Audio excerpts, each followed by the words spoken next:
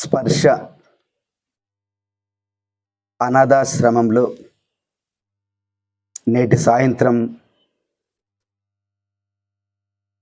ఇఫ్తార్ విందు కార్యక్రమంలో భాగంగా మిమ్మల్ని కలవడానికి ఒక అవకాశం ఖలీల్ సాద్ ద్వారా నాకు లభించింది. చాలా సంతోషము. ముస్తక్ అహ్మద్ గారు చెప్పడంలో దిట్ట అనేది నేను అర్థం చేసుకున్నాను. ఆయన అనర్గళంగా వాస్తవాలను చెప్పాడు. అందులో ఎలాంటి పేచి లేదు. ముఖ్యంగా మీరు ఇప్పుడు విద్యార్థి దశలో ఉన్నారు. విద్యార్థి దశలో ప్రధానంగా వినడం ద్వారా, అది చదువు కావచ్చు, సారు లక్ష్మణ్ గౌడ్ సార్ చెప్పినట్టు ఆయన చెప్పినటువంటి విషయాలు వినడం ద్వారా నేర్చుకుంటాం, కాస్త చదవడం ద్వారా నేర్చుకుంటాము. వినడం కంటే, చదవడం కంటే విన్నదాన్ని, చదివిన దాన్ని మనం స్వయంగా ప్రాక్టికల్గా చేస్తే, విన్నదాన్నే చదివిన దాన్నే ప్రాక్టికల్గా చేస్తే, స్వీయాత్మకంగా అనుభవం ద్వారా చేస్తే ఆ విషయం మనలో పూర్తిగా బలపడుతుంది. దాని ద్వారా మరింత పరిపక్వత చెందేటటువంటి అవకాశం ఉన్నది. చాలామంది చెబుతారు, చాలామంది చదువుతున్నారు, కానీ అందులో తక్కువ మంది మాత్రమే ఆచరిస్తున్నారు. ముస్తక్ అహ్మద్ గారు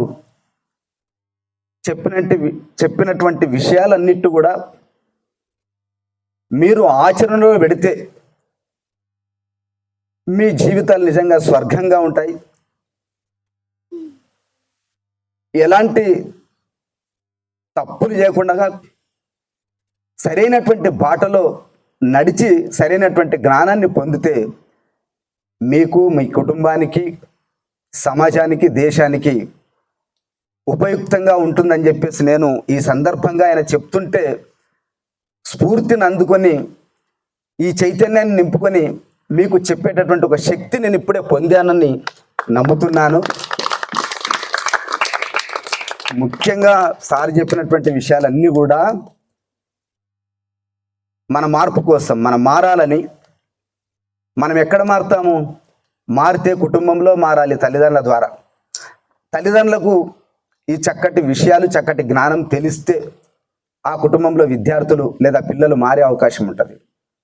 అక్కడ తల్లిదండ్రులకు సరైనటువంటి జ్ఞానము లభ్యం కాకపోతే, తెలియకపోతే కనీసం గుడిలోనన్నా, చర్చిలోనన్నా, మజీదులోనన్నా అక్కడ ఉండేటటువంటి ఆ ప్రవచనాలు చెప్పేటువంటి గురువులు, పూజారులు, ముల్లాలు వీళ్ళైనా చెప్పి మార్చేటువంటి అవకాశం అక్కడ ఉంటుంది.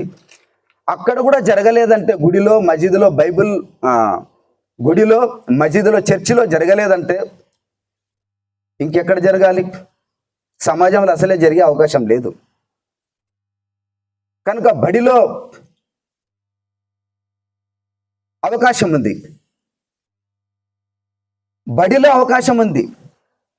బడిలో కూడా జరగకపోతే, మన మార్పుకు సంబంధించి, జ్ఞానానికి సంబంధించి బడిలో కూడా జరగకపోతే, కాబట్టి 3 ప్రధానమైనటువంటి కేంద్రాల్లో ఎక్కడో ఒక చోట జరగాలి.